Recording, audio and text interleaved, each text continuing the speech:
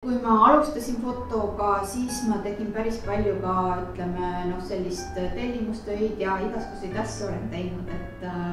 sealt kõrvalt nagu raha teenida, et olen teinud fotostuudio tööd ja olen teinud, ma ei tea, isegi pulmi olen pildistanud, et kõik asjad, erinevad asjad olen nagu ära proovinud, aga jah, et nüüd ma aastaid juba sellist nagu otseselt nagu tellimustöid ei tee, et minu sissetulek tulebki siis nagu õpetamisest, et ma lihtsalt nagu ühel hetkel leidsin, et ma pean valima mingisuguse konkreetse asja ja nüüd ma ei saa nagu paralleelselt nagu mitut sellist, ütleme, karjääri või mitut tegevust teha, sellepärast, et siis ei saa nagu üheski kuidagi süvitsi minna. Ja siis ütleme siis fotokunstnikuna, et see põhimõtteliselt minu jaoks tähendabki seda, et ma põhiliselt siis näitan oma töid, ütleme, sellises nagu näituse kontekstis.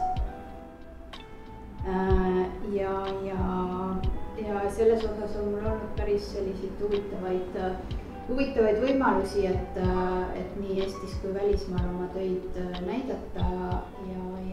eks see on selline nagu pikk õppimise protsess, ma arvan, see kestab kogu aeg edasi. Aga jah, see, mis Kaisa mainis, ütleme, need sellised teosed, kus ma kasutan juba olemasolevaid fotosid, et need on tegelikult ütleme siin viimase, ma hakkasin umbes 2014 võib-olla tegelema sellise materjaliga rohkem. Ja tõesti, et mind väga huvitasid need sellised, ütleme ka sellised eelmise sajandi keskpaiga sellised reklaamid, sest mulle tundus, et see oli see aeg, kus läänes reklaamitööstus oli ikkagi saavutas oma sellise kõrgaja ja kui ma nagu hakkasin neid pilte sealt eBayst nagu vaatama ja siis ka vaikselt nagu ostma, siis mulle ikkagi avaldasid väga muljet, et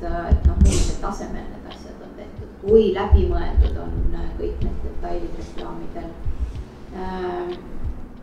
Ja kui hästi nad teostatud on, et selles mõttes, et mõnes mõttes on see, et ma kasutan kellegi teise töid, aga ma püüan seda, seal ei ole autori nime kusagil juures, et selle peab nagu tegema eraldi uurimuse, et tõesti saada neid autori nimesid teada, aga ma ikkagi nagu kasutan neid sellise austusega, et mulle nagu väga meeldivad ja kuidagi nagu mõjunud need pildid, mida ma siis lõpuks nagu materjalina võtan ja teen nendega asju, et siin on üks selline 10x10 seeriast, selline kaksik pildipaar ja see on jah seeria, ma ei tea, kui paljud seal fotograafis kas on näinud seda, aga seal on ka ainult 2 pilti tegelikult. Et see on siis selline seeria, et ma hakkasin kõigepealt neid kellapilte nagu märkama seal eBay's, sest et need tavaliselt ongi see, et sul on ainult käsi ja siis on mingisugused rõivadetailid. Ja mulle avaldas muljet, et kui läbi lavastatud nad olid.